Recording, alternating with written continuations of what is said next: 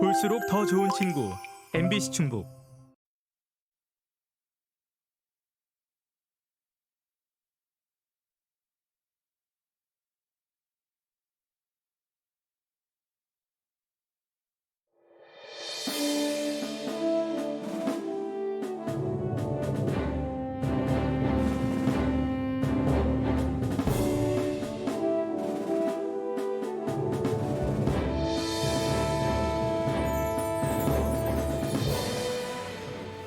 네, 시청자 여러분 안녕하십니까? 충북 지역 방송 3사가 공동 주최하는 제22대 국회의원 선거 후보자 초청 토론회. 오늘 진행을 맡은 MBC 충북 아나운서 구본상입니다. 자, 오늘 토론회는 청주 흥덕 선거구의 후보자들을 모시고 진행이 되고요. MBC 충북과 CJB 그리고 KBS 청주를 통해서 동시에 생중계되고 있습니다. 자, 앞서 오늘 토론회 좌석 배치 그리고 발언 순서는 사전 추첨에 의해서 결정되었음을 여러분께 알려드립니다. 그럼 이제 본격적인 토론 시작하지요. 오늘 토론은 각 후보자들의 출마의 변을 들으면서 시작하겠습니다. 시간은 2분씩 드리겠고요. 발언 순서에 따라서 더불어민주당 이현희 후보의 출마의 변부터 듣겠습니다. 존경하는 청주 시민, 흥덕 구민 여러분, 더불어민주당 흥덕구 국회의원 후보 이현희입니다. 대한민국이 무너지고 있습니다. 윤석열 정부 2년간 나라의 경제, 외교, 평화, 민주주의 고장나지 않은 곳이 없습니다. 천정부지로 치솟는 물가로 서민 경제는 파탄났습니다. 신선식품 물가는 20% 급등했는데 국민의 실질 소득은 감소했습니다. 수출은 12개월 연속 마이너스입니다. 중소기업 연체율 50% 급등, 자영업자 대출은 1천조에 이르고 있습니다. 윤석열 정부는 2년 동안 전 국민을 적자 인생으로 만들었습니다. 한마디로 경제 실패를 넘어 대참사에 이르고 있습니다. 그런데 정부와 국민의힘은 무엇을 하고 있습니까? 초부자 감세 정책으로 일관하다 56조라는 역대급 세수 펑크를 냈습니다. 국민은 빚에 허덕이는데 은행은 역대급 돈장치를 하고 있습니다. 정부의 무능한 대처로 159명의 생명을 잃은 이태원 참사, 14명의 목숨을 앗아간 오송 참사는 아무도 책임지지 않고 있습니다. 양평 고속도로 특혜 의혹, 명품백 의혹, 주가 조작 의혹까지 대통령 일가의 비리와 의혹이 끊이질 않고 있습니다. 최상병 순직 사건으로 수사 중인 이종섭 전 장관을 호주 대사로 임명해 해외로 출국시킨 최근의 사건까지 윤석열 검찰 독재 정권의 폭주는 끝이 없습니다. 4월 10일 선거에서 윤석열 정부를 심판해야 하는 이유입니다. 더불어민주당이 민생 회복의 희망이 되겠습니다. 담대한 비전과 추진력으로 흥덕을 청주의 경제, 문화, 미래산업의 중심 도시로 만들겠습니다. 민생은 민주당, 흥덕은 이현희입니다. 감사합니다. 네, 다음은 이어서 국민의힘 김동원 후보의 출마의 변을 듣겠습니다. 시간은 2분 드리겠습니다. 청주를 사랑하는 시민 여러분, 흥덕 구민 여러분, 오래된 영화입니다. 웰컴 투 동막골에 이런 대화가 나옵니다. 마을 주민들이 우리 촌장님을 아주 오랫동안 존경하고 따르는 비결이 대체 뭡니까? 돌아온 답은 이랬습니다. 비결이래요? 별다른 게 있나요? 미를 많이 먹여야지요. 경제의 중요성 아주 쉽게 말한 대목이 저에게는 참 인상적이었습니다. 이제 흥덕의 경제 전문가가 꼭 필요한 이유입니다. 저는 지금부터 김동원의 3가지 약속을 드리고자 합니다. 첫째, 실질적인 가계소득, 가정소득이 10% 이상 늘어나는 먹고 사는 민생 문제를 풀어드리겠습니다. 나라와 지역을 흥하게 만드는 선봉장이 되겠다는 것이 저의 첫 번째 약속입니다. 두 번째, 저는 여야 정치 투쟁엔 별 관심이 없습니다. 정치는 한판의 잔치여야 한다는 게 기자 때부터 가져온 제 오래된 소신입니다. 사회적 갈등의 근원지인 현재의 여의도 정치 구조에 대해 저부터 반성하고 있습니다. 다른 생각을 가진 사람들과의 손잡고 흥을 내면서 함께 참여하는 한바탕 잔치가 바로 참 정치 아닐까요? 국민을 편안하게 만드는 것이 정치개혁의 핵심이라고 저는 생각하고 있습니다. 이제부터 흥하는 흥덕을 일구는데 맨 앞줄에 제가 서겠습니다. 새롭게 흥하는 대한민국의 대표적 명품 도시로 흥덕을 제대로 한번 바꿔보겠다는 것이 저의 세 번째 약속입니다.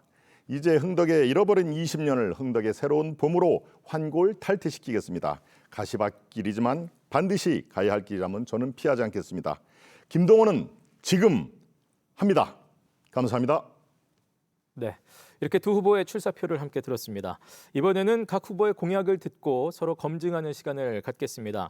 한 후보께서 공약을 발표하면 상대 후보가 그에 대해서 질문을 하시고 또 그에 대한 답변을 하는 방식으로 진행이 됩니다. 그리고 질문과 답변 기회는 한 번 더 주어집니다.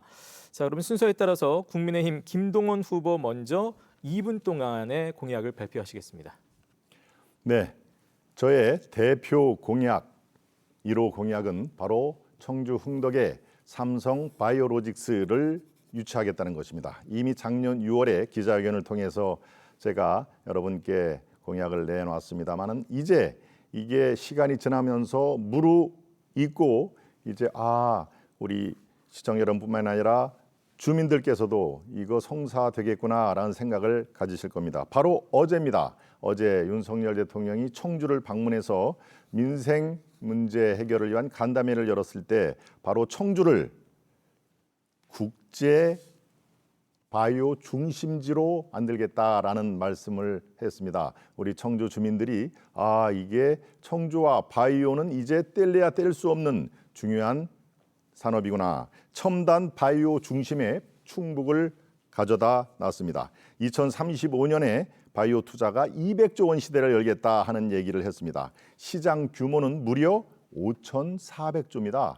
예, 정말 이 수치가 우리 청주를 또 흥덕을 명품 도시로 발전을 시키는데 조금도 손색이 없습니다. 이른바 한국판 보스턴 클러스터로 청주 흥덕이 자리매김을 할 것입니다. 앞으로 충북이 첨단 바이오 산업에 아시아를 넘어서 세계적인 중심지로 발돋움하겠다라는 것이 저의 6개월 전부터의 공약이자 어제 윤 대통령이 청주에 직접 내려와서 청주를 또 흥덕을 첨단 바이오 산업의 중심으로 만들겠다라고 이른바 공인을 했습니다. 이제 성큼 다가왔습니다. 삼성 바이오로직스의 청주 흥덕 유치는 이제 여러분들께 조만간 가시화될 것이라는 것을 자신 있게 말씀드리겠습니다. 네, 자, 김동원 후보의 공약에 대해서 이현희 후보 30초 동안 질문해 주시고 또 이에 대한 답변 이어가겠습니다. 청주에 대기업을 유치하는 아이디어는 뭐 다 환영할 일입니다. 문제는 현실성인데요.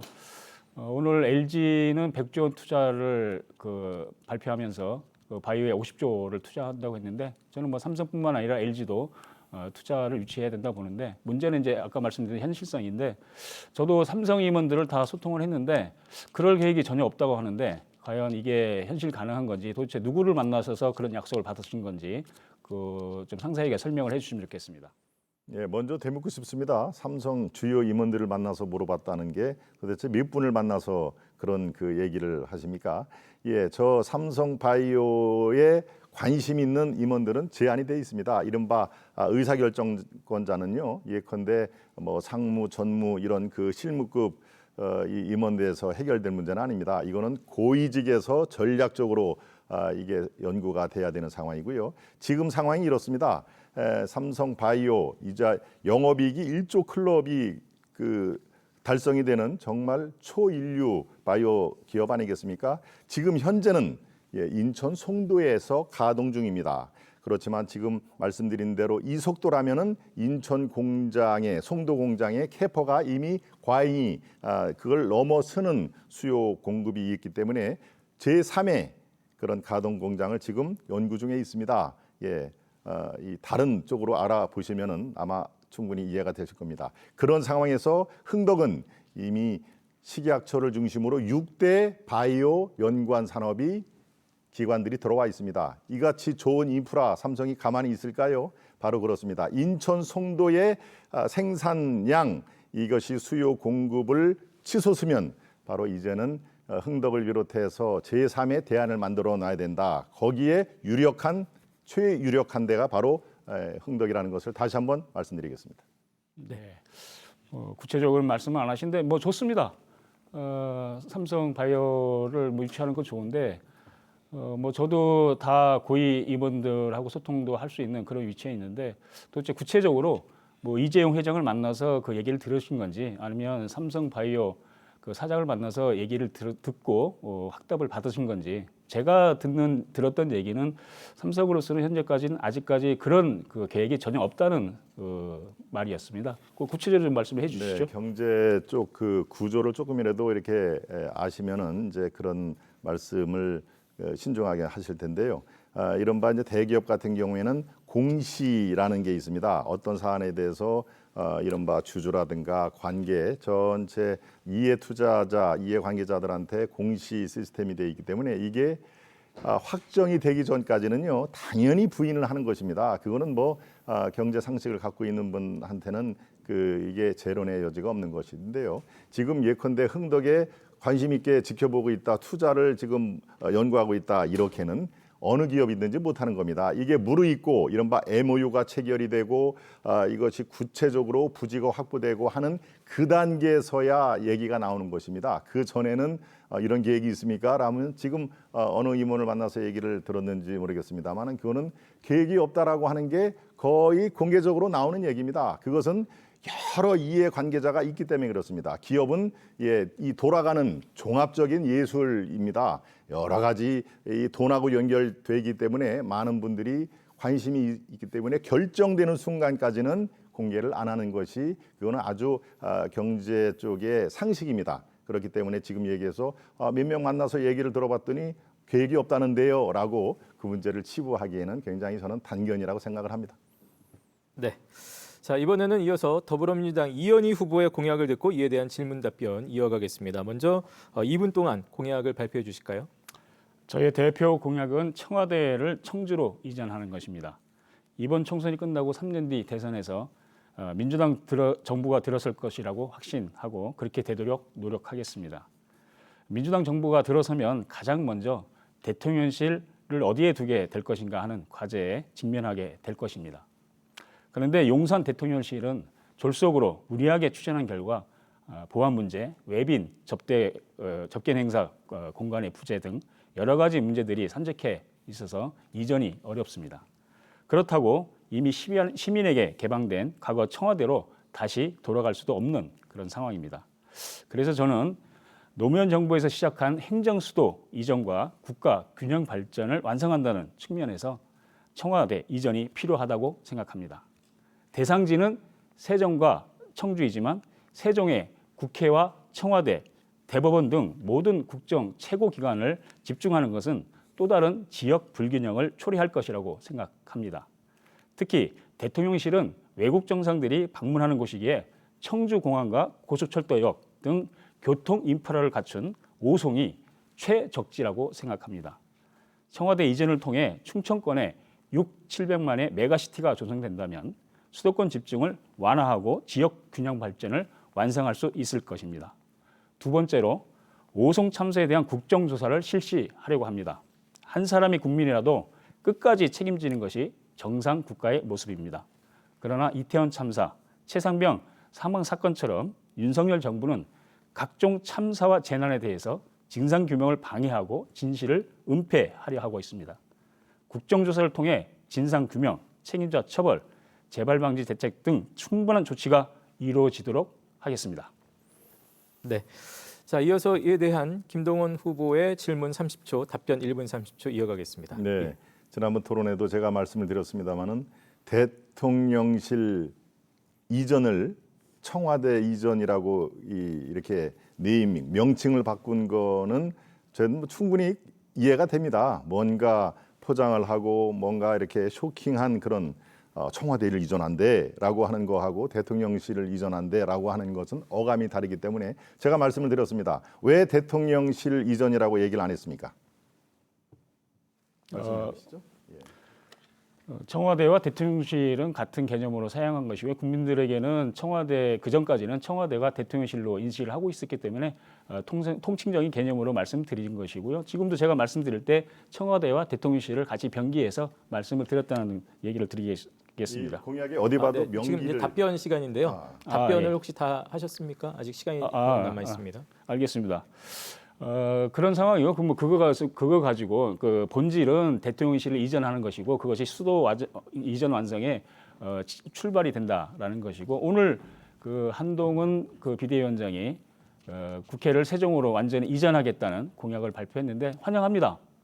수도 이전 완성이 그렇게 시작되는 것이죠. 수도라 함은 국회와 그 대통령실이 있는 곳을 얘기하는 것입니다. 그러면 우리 김동연 후보는 대통령실도 세종으로 가야 된다는 그런 것에 동의한다는 그런 취지로 들리는데 저는 방금 전에도 말씀드렸지만 세종에 국회와 함께 그 대통령실, 청와대까지 다 가는 것은 또 다른 지역 불균형을 초래하기 때문에 말씀드린 대로 최적지에 입지가 있는 오송에 대통령실, 청와대를 이전하는 것이 수도 이전 완성과 국토 균형 발전에 맞는 그런 그 조치라고 저는 생각이 되어서 강력하게 청와대 청주 이전을 얘기를 드리는 것입니다.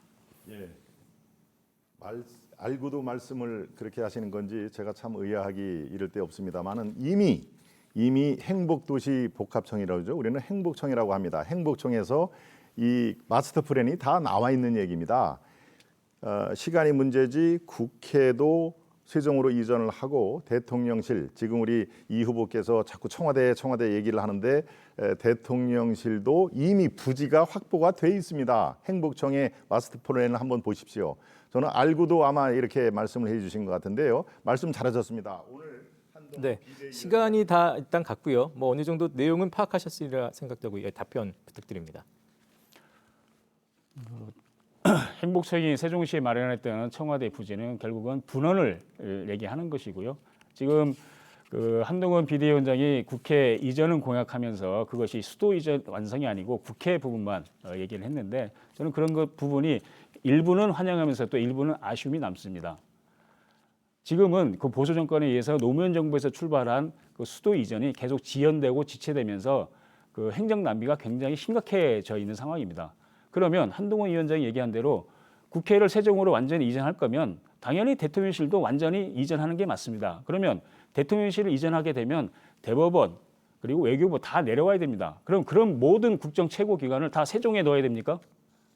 설사 그 청와대 대통령실 분원이 부지가 세종에 계약이 돼 있다 하더라도 그것은 청주의 정치권이 그 충청 메가시티의 균등한 발전을 위해서 청주에 그 청와대 대통령실을 둬야 된다. 이 얘기를 당연히 청주 정치권은 얘기해야 된다고 봅니다. 저는 3년 뒤 대선이 끝나고 민주당 정부가 들어서게 되면 수도 이전 완성 차원에서 대통령실 청와대는 반드시 청주 오송에 유치하는 그런 그 정책을 반드시 추진하도록 하겠습니다. 네, 답변 다 하셨습니까? 네. 예. 자, 못다 하신 말씀들은 잠시 후 주도권 토론 때 두 분이 또 질의응답을 해주시기 바라겠고요. 이번엔 제가 두 분께 드리는 공통 질문으로 이어가겠습니다. 자, 현재 청주 흥덕구 주민들이 겪고 있는 가장 큰 문제는 뭐라고 생각을 하시는지요? 그리고 그 문제를 해결하기 위해서 구체적으로 어떤 방안들을 갖고 계신지 두 분께 차례로 듣겠습니다. 순서에 따라서 이현희 후보의 답변을 먼저 들을까요? 네. 흥덕구에서 그 경제에서 오송이 차지하는 비중이 매우 중요합니다.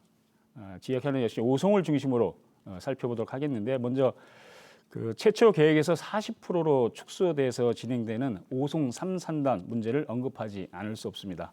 흥덕구에 위치한 오송 3산단은 대한민국 최대의 바이오 클러스터로 만들기 위해 문재인 정부에서 국정 과제로 추진했던 것입니다.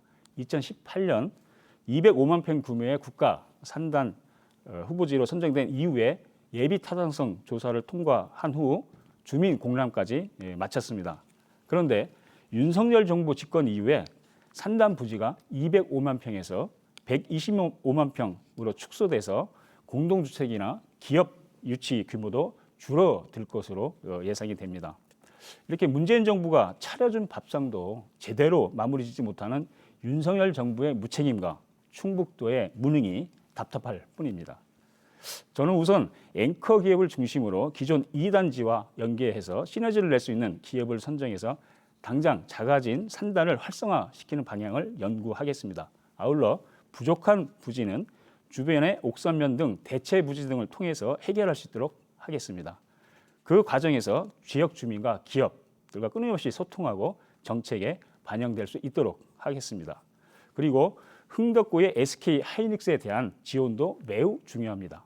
현재 국민의힘 총선 후보들이 경기도 중심의 반도체 육성 공통 공약을 제시를 하고 있습니다. 이는 우리나라 최대의 반도체 기업인 SK 하이닉스가 있는 청주를 배제에 댄 공약입니다. 여야를 떠나서 청주시와 충북의 국회의원 후보들이 공동으로 대응해야 되는 문제라고 생각합니다. 제가 앞장서서 청주와 충청의 민주당 후보들과 공동으로 SK 하이닉스를 지원할 수 있도록 하겠습니다. 네, 역시 같은 질문에 대해서 김동원 후보의 답변 2분 동안 듣겠습니다. 네, 지금 우리가 사는 이곳 청주 흥덕의 가장 큰 문제점, 저는 이것도 역시 민생과 연결이 된다고 생각합니다. 우리 실생활, 아침에 일어나서 출근할 때부터 퇴근할 때까지 맞닥뜨려야 되는 심각하다 못해 매일매일 악전구투를 벌이고 있는 바로 교통난입니다. 교통난. 청주에 4개 지역이 있습니다마는 가장 교통난이 심각한 것이 바로 흥덕입니다. 구체적으로 예를 들어볼까요? 바로 서청주 IC 여러분 잘 아시죠? 서청주 IC 바로 인근에 특정 그 기업입니다마는 롯데 아울렛 사거리가 있습니다. 거기에 저도 아침에 피켓 시위 이른 새벽부터 여러 번 나갔습니다마는 만성 그 차 막힘이 여기는 일상화가 돼 있습니다.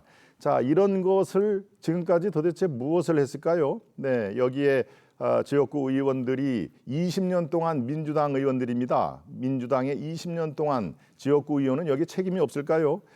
바로 이런 것을 하나씩 해결해 나가는 게 바로 지역을 책임진 리더가 해야 될 것입니다. 저는 여기에 고가도로를 생각을 합니다. 오버브리지 하나만 설치를 해도 지금과 같은 최악의 그런 교통난 이거 덜 수 있습니다. 주차 문제는 또 어떻습니까? 주차 문제 너무나 심각합니다. 그래서 오늘 제가 오전에 성남천을 다녀왔습니다. 성남천에 지금 복개가 이루어지면 여기에 대략 오늘 오전에 시의원 도의원들과 같이 파악을 해봤는데 약 3,000대에서 4,000대의 공간이 확보가 됩니다. 이것이 법 개정이 필요한 문제라면 저는 법 개정에도 앞장서겠습니다. 이 심각한 주차 문제와 교통난 반드시 해결을 해야 됩니다. 지금 흥덕에서 거창한 담론이 필요 없습니다. 우리가 아침부터 저녁 때까지 생활을 하면서 무엇이 가장 가려운 것이고 가장 심각한 것이냐, 이 교통난과 주차 문제 반드시 해결하겠습니다. 네. 자, 이어서 이번에는 주도권 토론 순서로 넘어가겠습니다. 아실 겁니다. 각 후보들께서 한 차례씩 주도권을 가지고 상대 후보와 자유롭게 토론하시되 서로의 발언도 좀 인정해 주시면서 가급적 질문과 답변이 1분씩을 넘지 않도록 운영해 주시고 특히 마지막 질문에 대한 답변은 한 30초 정도를 꼭 보장해 주시기를 다시 한번 당부드립니다. 자, 시간은 7분씩 드리겠고요. 순서에 따라서 이현희 후보 먼저 주도권을 가지고 토론 시작하시겠습니다. 먼저 지금 가장 현안되고 있는 물가, 고물가 문제에 대해서 여쭤보겠습니다. 윤석열 정권 2년간 정말 물가가 천정부지로 솟고 있습니다. 신선식품은 20%, 과일 물가는 1년 전보다 30% 가까이 올랐습니다. 오죽하면 사과 1만 원 시대라고 하겠습니까? 정말 먹을 수 있는 과일이 없습니다. 또 가스비, 전기료, 택시비는 어떻습니까? 다 올랐습니다. 살기가 정말 어렵습니다. 그런데 윤석열 정부는 이 물가를 정치 쇼로 잡을 수 있다고 착각을 하시는 것 같습니다. 대파 사건이 대표적인 사례입니다. 오늘 양배추 값이 폭등을 했는데 오늘은 양배추 사러 마트에 안 가시는지 모르겠습니다. 김동원 후보에게 묻겠습니다. 재산 신고하신 거 보니까 76억 재산을 가진 김동원 후보에게는 대파 가격이 875원인지 3,000원인지 중요하지는 않을 것 같은데 이런 정부의 정치쇼로 물가를 관리하는 이런 대책에 대해서 어떻게 생각하는지 말씀해 주시기 바랍니다. 예, 어떤 게 정치쇼라는 거지 저는 잘 이해가 안 됩니다. 한 예를 한 번만 들어주시겠습니까? 예, 어떤 거를 정치쇼라고 하시나요? 대파값이 지금 시중에 3,000원, 5,000원 이렇게 하고 있는데 마트에 가서 그것도 강제로 할인 조치를 해서 875원이라고 말씀하시면서 합리적 가격이라고 그 국민들 앞에 방송에 대고 얘기하는 것이 그것이 정치쇼가 아니고 무엇이겠습니까?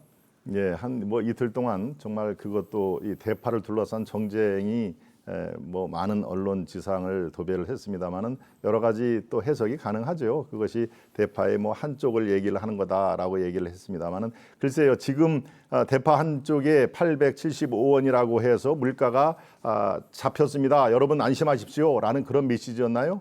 바로 민생을 점검하러 가는 그런 사안이었습니다. 그런데 대파, 과일, 또 사과 가게에 가서는 사과가 정말 금쪽 사과라 하는 얘기도 또 하지 않았습니까?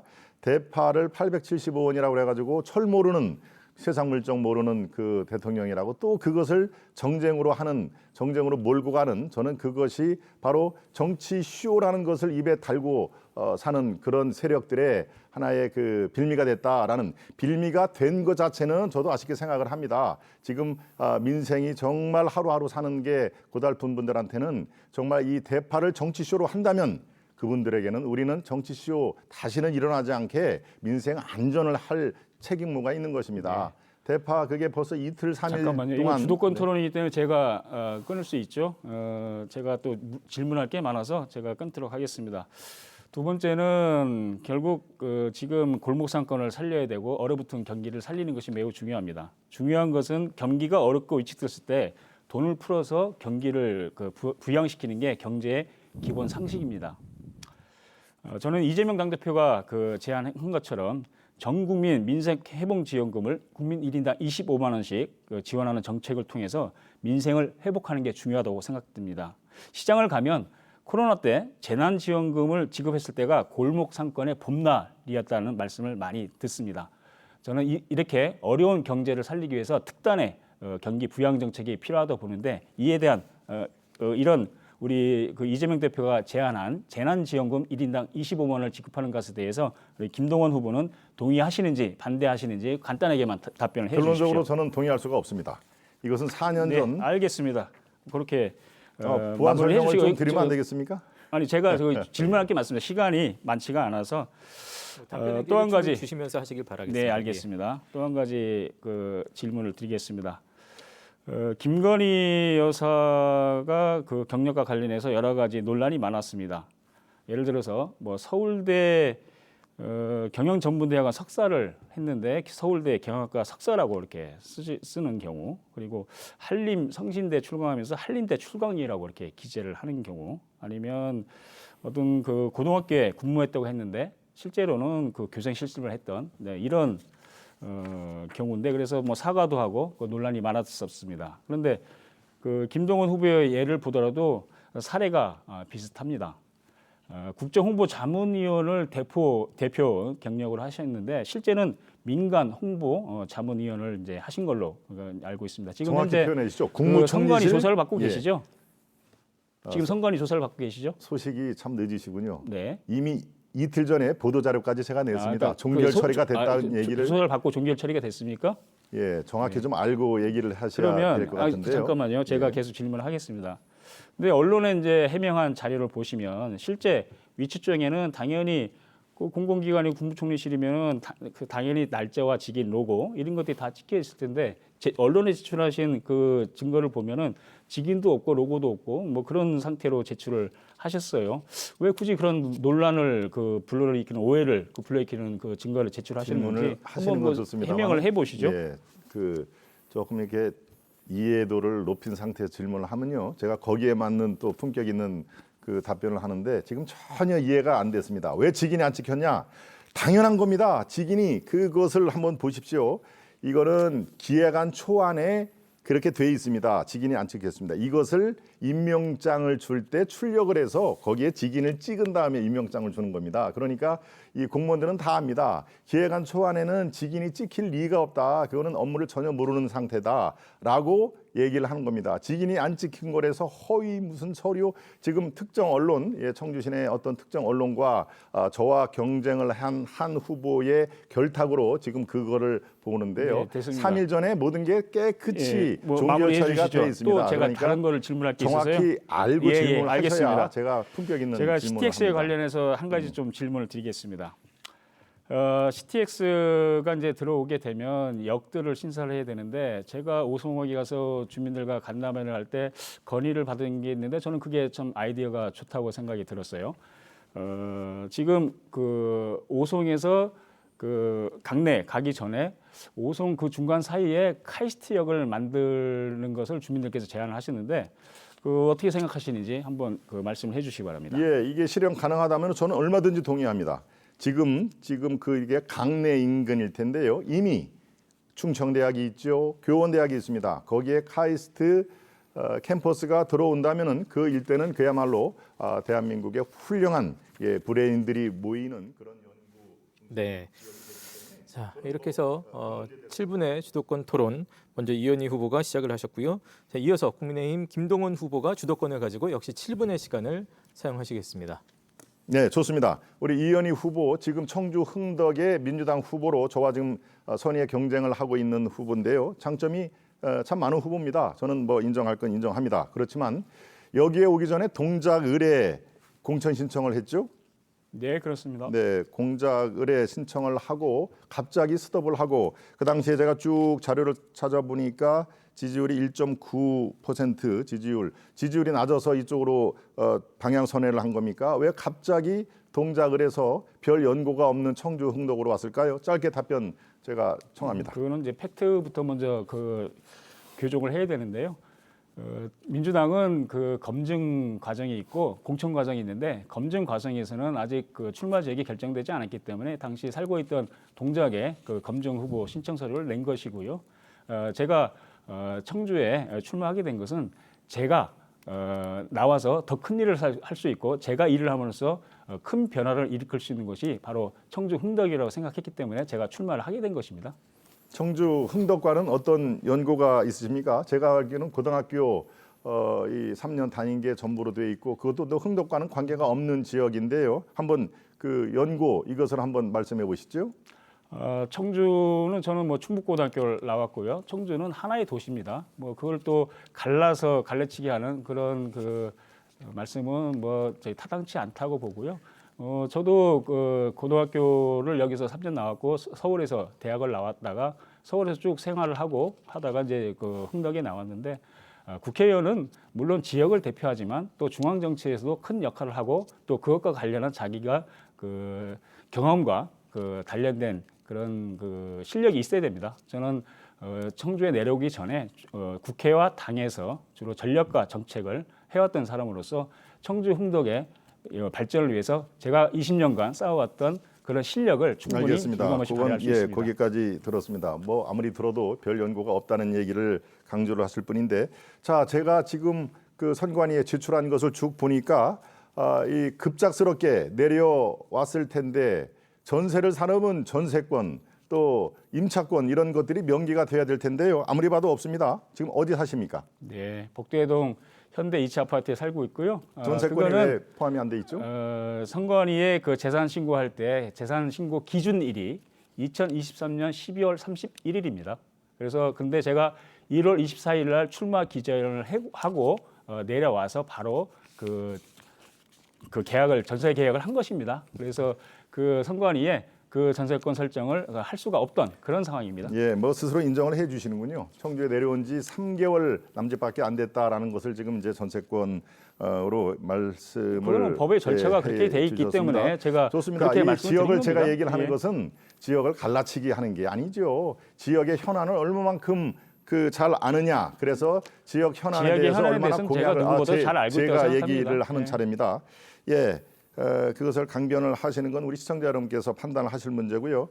다시 한번 묻겠습니다. 바로 지난번 토론회 때 광주 동구의 공직선거법 위반으로 1년 실형을 받았다. 그리고 국가보안법으로 2년 6개월 이제 전과가 2개가 있는 건데요. 예, 이것은 질문을 안 할 수가 없습니다. 여기에 1년 실형을 받은 공직선거법 위반의 투신 자살 얘기가 나오는데요. 여기에 제가 질문을 했습니다. 이거하고 연관이 설명을 해달라고 제가 해명할 기회를 줬는데 그거는 본인과는 아무 문제가 없다. 그래서 할 말이 없다. 이렇게 얘기를 했습니다. 네. 자, 요거는 굉장히 중요한 얘기입니다. 이 건으로 어떤 기사를 다 봐도 같이 이거를 처리가 되는데 분명히 워딩이 중요합니다. 이건 허위사실 유포와 나중에 연관이 되는 건데요. 이 투신자살 건과 전혀 관계가 없다는 말씀입니까? 아니면 같이 포함이 되는데 내 책임은 아니다라는 얘기입니까? 정확한 워딩이 필요합니다. 나중에 허위사실 유포하고 연관이 된다는 점 다시 한번 강조합니다. 그렇게 말씀하시면 안 되고요. 12년 전 사건이고 그리고 그 당시 그 후보였던 국회의원은 윤석열 대통령 그 취임 준비위원장을 하셨던 분인데요. 제가 그 사건과 관련해서 그 말씀을 드리는 것은 정확하게 아시려면 그 당시 판결문을 다 읽어보셔야 돼요. 판결문을 기사만 보고 이렇게 판결문 말씀하시는 공개를 건 안 한다는 아니고 걸 알고 계시죠? 저는 제가 그 사건과 관련해서 매우 억울하고 신의를 지키기 위해서 희생한 사건인데 저는 그 사건과 관련해서 그런 투신과 관련한 사안으로 수사를 받거나 재판을 받은 게 아닙니다. 그건 뭐 판결문을 보시면 분명히 아실 겁니다. 판결문이 그래서 공개가 안 된다는 걸 좀 알고 계시죠? 경선 과정에 그런 과열 경쟁 때문에 빚어진 사건으로 일어난 것인데 좋습니다. 결국 그러면 후보자는 5,900만 원 살포는 무죄를 어떻게 된 받았고 겁니까? 거기에 책임을 졌던 제가 보좌관을 했던 당시 보좌했던 제가 그 모든 책임을 뒤집어 쓴 사건입니다. 예, 이게 판결문이 공개가 되면 제가 벌써 판결문을 갖고 얘기를 했겠죠. 제가 판결을 보여드리겠습니다. 5,900만 원 살포한 거는 어떻게 또 이해를 해야 됩니까?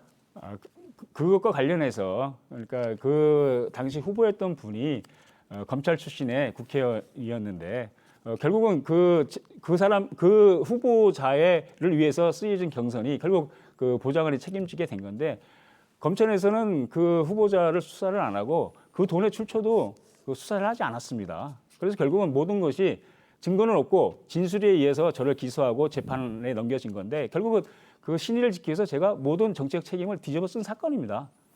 네, 국회의원에 출마한 후보입니다. 그런데 공직선거법 위반으로 1년 실형을 받았습니다. 예, 여기에 보면은 5,900만 원 살포한 기사도 내용이 나오고요. 예, 투신 자살을 제가 강조할 생각은 추호도 없습니다만은 부인을 하시고 나하고는 관계가 없으니까 할 말이 없다라는 게 지난번 토론회 때 얘기를 하셨기 때문에 제가 다시 한번 그것을 얘기를 합니다.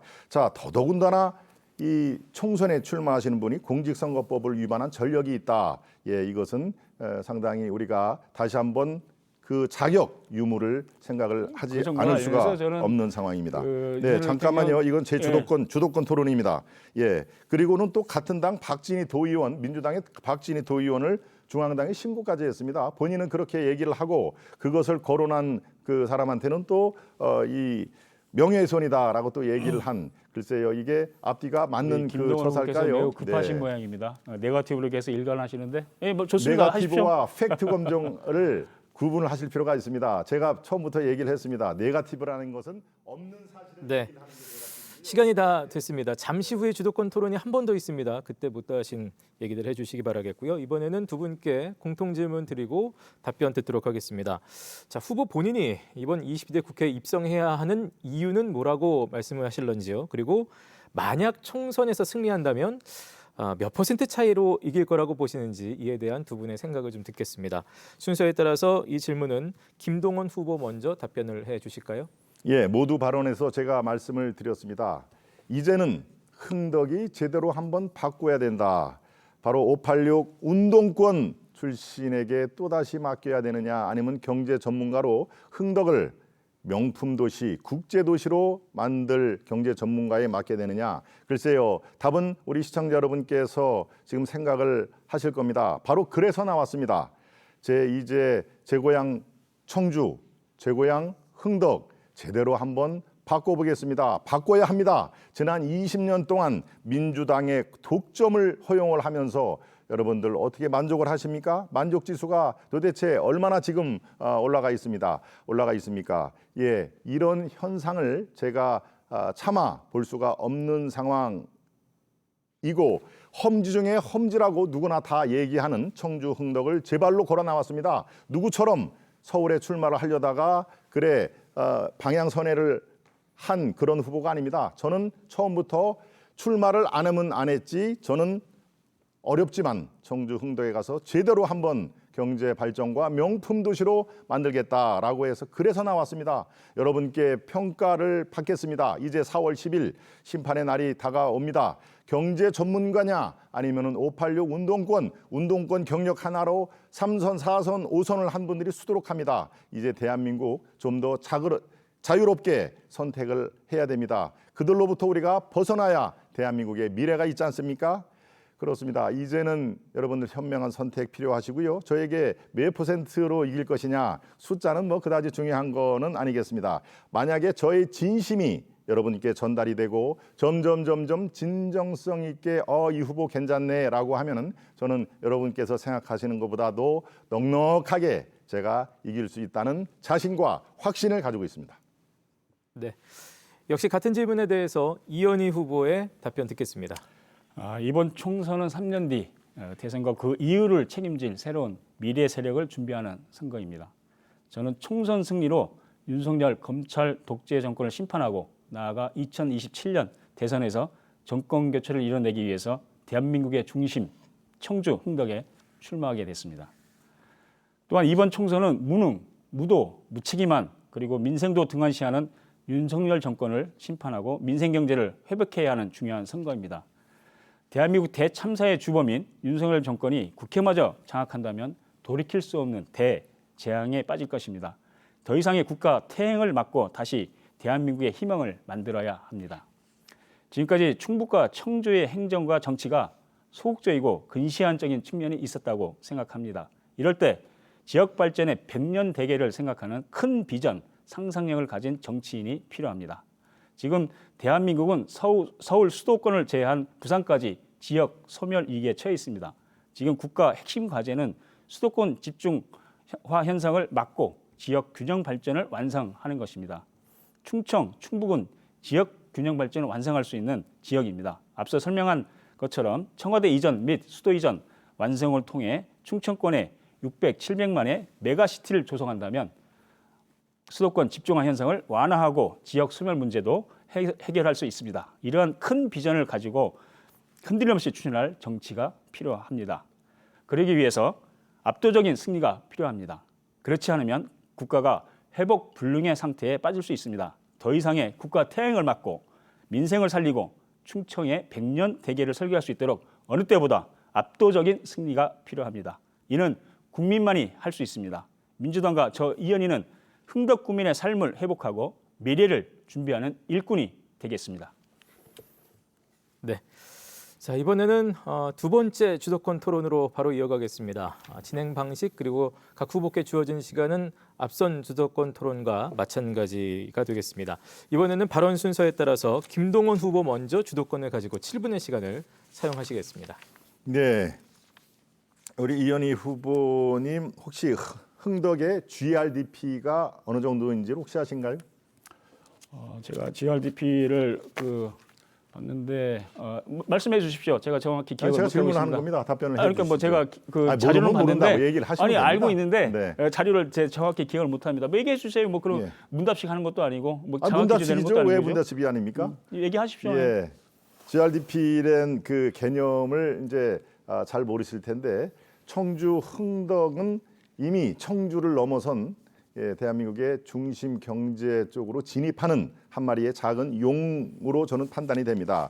GRDP, GDP에서 R자가 리전, 지역 내 총생산이라는 뜻이죠. 그런데 우리 청주에 4개 지역구가 있습니다. 그러면은 평균을 내면 한 25% 정도 나와야 되는데요. 흥덕은 세수도 마찬가지지만 33%가 넘습니다. 즉 아주 걸출한 지금 그 인구도 그렇고 경제 분담금도 그렇고 흥덕의 그 성장세 이거는 제대로 된 경제 리더만 만나면은 엄청나게 시너지 효과 낼 수가 있다라는 얘기를 GRDP를 통해서 말씀을 드리려고 했는데요. 글쎄요, 잘 모르면 모르신다고 얘기를 하시는 게 좋고요. 아까 얘기해 주신 물가라든가 뭐 이런 얘기를 지금 윤석열 정부 쪽에 계속 얘기를 하는데 글쎄요, 저는 우리 3년 전, 4년 전으로 좀 돌아가 볼 필요가 있습니다. 문재인 정부는 어땠습니까? 물가가 좋았나요? 민생 살기가 팍팍하지 않았나요? 그렇습니다. 이미 다 검증이 됐습니다. 소주성, 소득주도 성당, 소주만 좋아하는 분들한테만 소주성이 유효하다는 그런 그 얘기가 있습니다. 이미 실패한 정책입니다. 그리고 물가는 또 어떻습니까? 부동산 정책은 어떻습니까? 27전 28패라는 그런 얘기가 나오지 않았습니까? 문재인 정부의 족족 부동산 정부는 다 실패했다라는 그런 그 얘기가 바로 27전 27패 여기에 담겨 있습니다. 그런데요, 잘 보십시오, 우리 시청자 여러분. 경제는요, 정책을 펴놓으면 한두 달 동안에 그 효과가 나오지 않습니다. 최소한도 3년 뒤에 효과가 나오는 것이 경제 정책의 선순환 구조입니다. 어떤 쪽에서 정책을 폈을 때 3년 뒤에 지금 바로 윤석열 정부의 2년 지났지 않습니까? 지금에 있는 물가라든가 모든 국가 채무 이런 것들이 근원을 따지면요 3년 전, 4년 전에 문재인 정부의 책임이 없다 할 수 없습니다. 저는 모든 게 다 문재인 정부 책임이다라고는 얘기는 안 드립니다. 없다 할 수 없다는데 자꾸 이 윤석열 정부의 망국 아까 뭐라고 얘기했습니까? 정말 못 살겠다 갈아보자라고 하는 이미 60년대식 그 선거 구도로 지금 다시 회귀하려고 하는 이현희 후보에게 묻습니다. 우리 국가 채무 현재 1,000조가 훨씬 넘습니다. 국가 채무와 국가 부채를 도대체 구별을 하고 저런 얘기를 하는지 저는 알 수가 없습니다. 경제적 소양을 조금 더 가다듬으실 필요가 있고요. 자, 청와대 이전 경제 효과를 제가 직접 묻겠습니다. 청와대 이전 경제 효과 얼마나 됩니까? 구체적인 뭐 액수야 더 검증을 해 봐야 되겠지만 청와대 이전으로 인해서 지금 400만 정도에 불과한 충청 메가시티가 600~700만까지 확산된다면 그거야 뭐 그 경제 효과야 뭐 수십조 원이 능가하겠죠. 글쎄요. 그걸 갖고 지금 이해를 하시는 시청자 여러분들이 계신지 모르겠는데요. 글쎄요. 이해를 돕기 위해서 저는 뭐 이거를 간략하게 보여드리겠습니다. 구체적입니다. 삼성바이오와 청와대 유치 수차적으로도 나옵니다. 예, 말씀드렸다시피 생산 유발 효과가 5조 7천억에서 7조까지 나온다. 직접 고용이 3천 명이고 고용 창출이 2만 7천에서 3만 5천까지 구체적으로 수치까지 제시가 됩니다. 청와대 정확히는 대통령실이 청주에 오면은 어떤 경제 유발 효과가 나오나요? 제 상식으로는 제로입니다. 제로. 바로 이것입니다. 그리고 또 얘기를 하죠. 민주당이 집권을 하면은 대통령실을 이전을 하겠다. 이렇게 조건부가 걸립니다. 저는 총선에서 승리 여부를 둘째치고라도 삼성바이오 흥덕 유치에 제가 앞장을 설 것입니다. 제 임기 내에 못하면은 저는 악착같이 다음 임기라든가 저는 바로 이 현안은 제가 당선 여부와 관계없이 앞장을 설 것이라고 하는 조건부 걸지 않겠습니다. 저는 이것은 흥덕의 청년들에게 비전을 주고 네, 질문도 해주실까요? 예. 네, 주민들에게 희망을 주는 저는 공약이라고 생각을 하기 때문에 바로 이 수치가 증명을 해준다라고 얘기를 합니다. 청와대 유치가 수치로는 잘 모르겠다라고 얘기를 하는데요. 제가 한 가지만 말씀을 드리겠습니다. 대통령실을 이전을 하든 행정수도를 이전을 하든 돈이 어마무시하게 듭니다. 예, 이 최소한도 지금 경제 수치로 수천억에서 수조 원이 드는 오히려 비용이 발생이 되기 때문에 또 한 가지 얘기를 합니다. 안보는 왜 용산은 안 되고 세종은 안 되고 저 청주 오송은 된다 이렇게 생각하십니까? 안보 문제를 한번 얘기를 해보십시오. 안보 문제는 그 세종에도 뭐 부지가 있겠죠. 그러나 오송에 더 좋은 부지가 있는데 굳이 그거를 세종에 고집할 이유가 뭐가 있겠습니까? 혹시 김동연 후보는 뭐 세종 시민이라도 되시는 건지 좀 의아스러운데 결국은 중요한 것은 청와대를 청주로 이전함으로 해서 청와대가 오게 되면 수도 이전이 완성되는 겁니다. 그럼 대법원도 와야 되고 외교부도 와야 되고 그렇게 되면 대기업 본사도 충청으로 내려와야 되고 은행도 내려와야 됩니다. 그것이 청와대 이전으로 인해서 노릴 수 있는 정책적 효과인 거죠. 그렇게 되면 대전, 청주, 세종, 천안, 아산 이렇게 충청권이 메가시티로 해서 600만, 700만까지 거대 메가시티로 발전할 수 있는 첫 출발이 청와대 이전이 되는 것입니다. 왜 이거를 안 하려고 하십니까? 됐습니다. 예, 메가시티라는 것이 거의 전가의 보도로 말씀을 하시는데요. 안보 문제를 제가 여쭤봤는데 이러이러해서 세종보다는 흥덕이 그것도 오송이 안보 문제가 유리하다라고 제가 답변을 기대했는데 전혀 그런 게 나와 있지는 않습니다. 그러고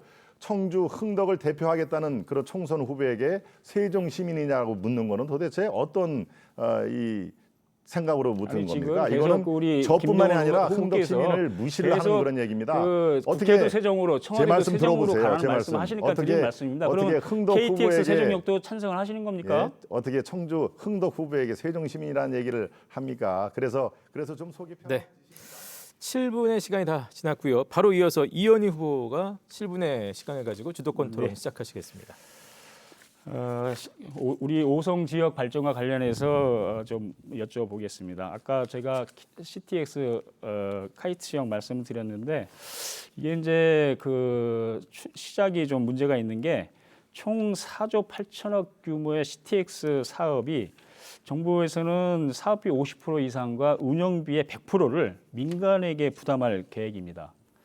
하지만 이미 그 사업비를 민간에서 조달한 신분당선이나 용인경찰청 같은 경우 대규모 적자로 법정 공방을 벌이고 있는 상황입니다.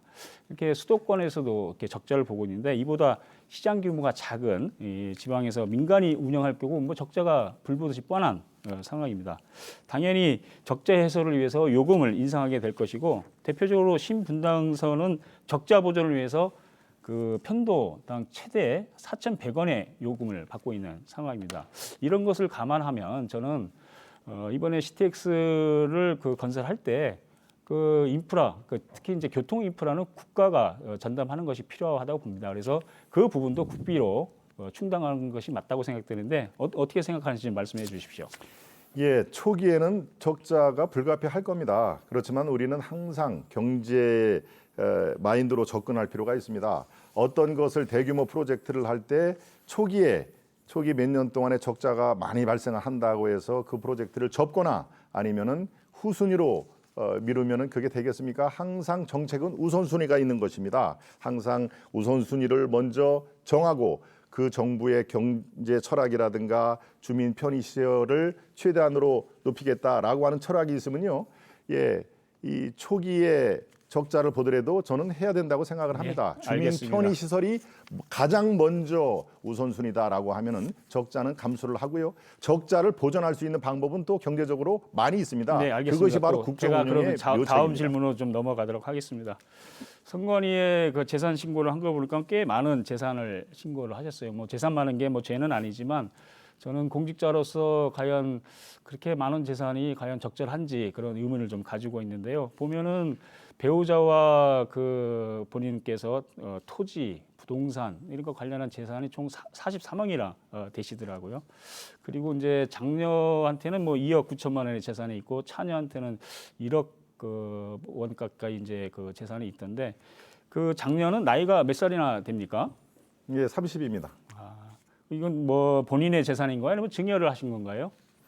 이 전체에 지금 뭐 아주 열심히 지금 파악을 하신 모양인데요. 전체 저가 갖고 있는 거 외에 제 처의 재산 이렇게 등록하는 게 꽤 됩니다만은 대부분 다 상속분이라는 것을 말씀을 드립니다.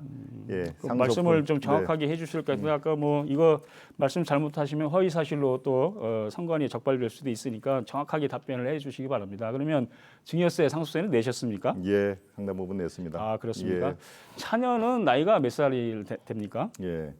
후보 조사를 하시는 것 같은데 지금 3입니다. 만으로. 대학생인가요? 네. 예, 근데 재산이 1억 원 가까이 신고를 하셨던데 그럼 어떻게 형성이 된 거죠?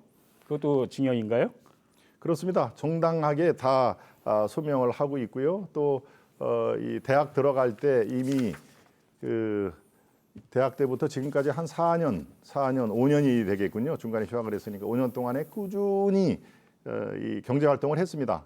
알바도 하고 어디에 6개월 동안 취업도 하고 그래서 한 번도 논 적이 없습니다. 그러니까 제가 또 경영 경제 쪽의 전문가로서 자녀들에게 항상 그런 얘기를 합니다. 대학 들어가면은 이미 너희들은 이제 경제적으로는 독립적으로 생활을 해야 된다라고 해서 우리 자녀들이 계속 경제 활동을 한 그것이 포함이 되어 있고요.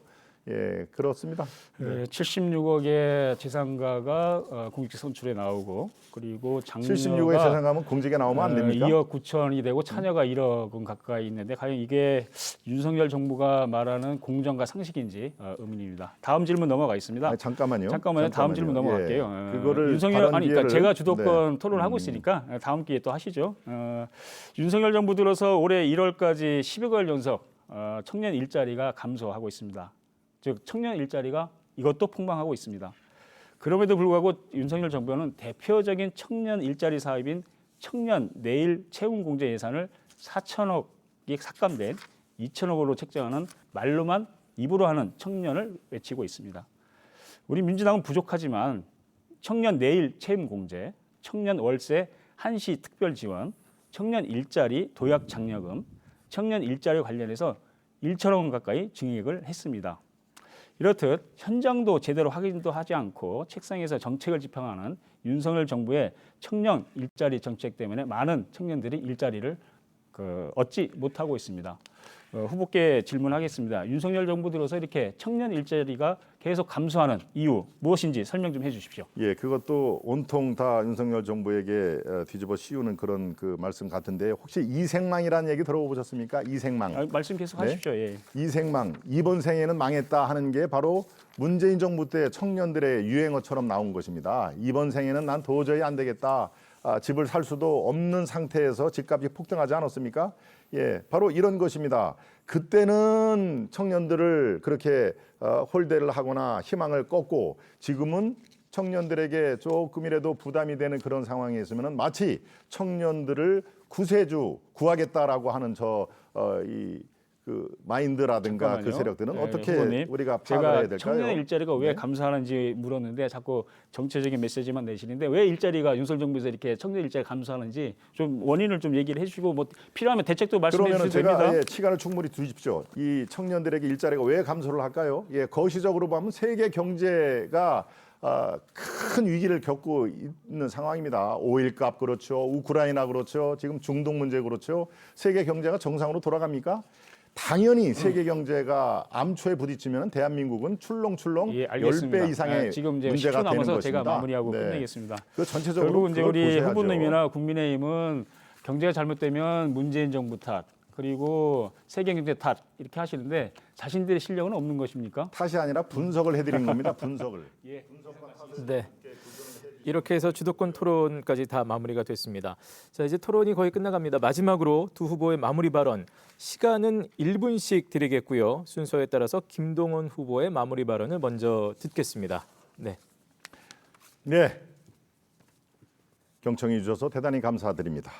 민주당의 20년 흥덕 여러분의 살림살이는 좋아지셨습니까?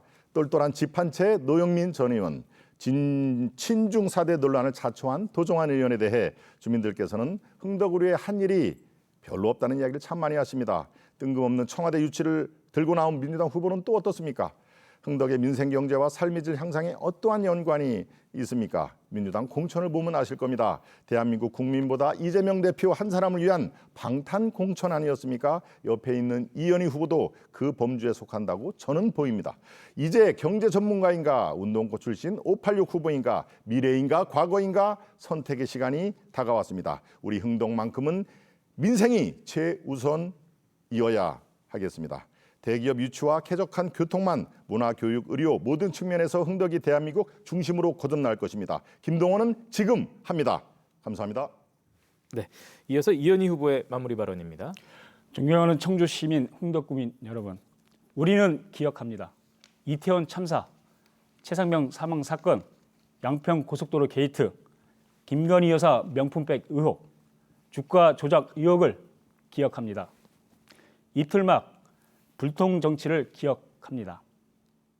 오송 참사를 영원히 기억합니다. 4월 10일 총선은 경제 폭망 주범, 무능, 무도, 무책임한 윤석열 정부와 국민의힘을 심판하는 날입니다. 4월 10일은 청주 흥덕의 지역 경제를 살리는 1일, 오송 참사 국정조사를 실천하는 1일, 청와대 청주 이전을 준비하는 1일로 만들겠습니다. 행동하는 정책가 흥덕의 새 일꾼 이현희가 하겠습니다. 국민이 나라의 주인입니다. 윤석열 정부를 심판해 주십시오. 투표로 선거혁명을 만들어 주십시오. 네, 이렇게 두 후보의 마무리 발언까지 들었습니다. 자, 오늘 열띤 토론 함께해 주신 두 후보께 다시 한번 감사의 말씀드리겠습니다. 고맙습니다. 네. 자, 매번 선거 때가 되면 나오는 말 중에 후보자는 정책으로, 유권자는 투표로 이런 말이 있습니다. 일견 당연해 보이는 이 말이 정말 당연해지기 위해서는 그냥은 안 되겠죠. 후보자도 또 유권자도 그에 걸맞게 의지를 가지고 노력해야 될 겁니다. 4월 10일 여러분의 한 표가 바로 곧 대한민국의 미래가 됩니다. 자, 저희 충북 지역 방송 3사가 공동 주최한 제22대 국회의원 선거 후보자 초청 토론회, 오늘 청주 흥덕 선거구편은 여기서 마치겠습니다. 내일은 증평군, 진천군, 음성군 선거구 후보자 토론회가 준비되어 있습니다. 오후 5시 10분부터 방송됩니다. 많은 분들의 또 관심 시청 바라겠습니다. 자, 오늘 순서 여기서 마치겠습니다. 시청해주신 여러분 고맙습니다.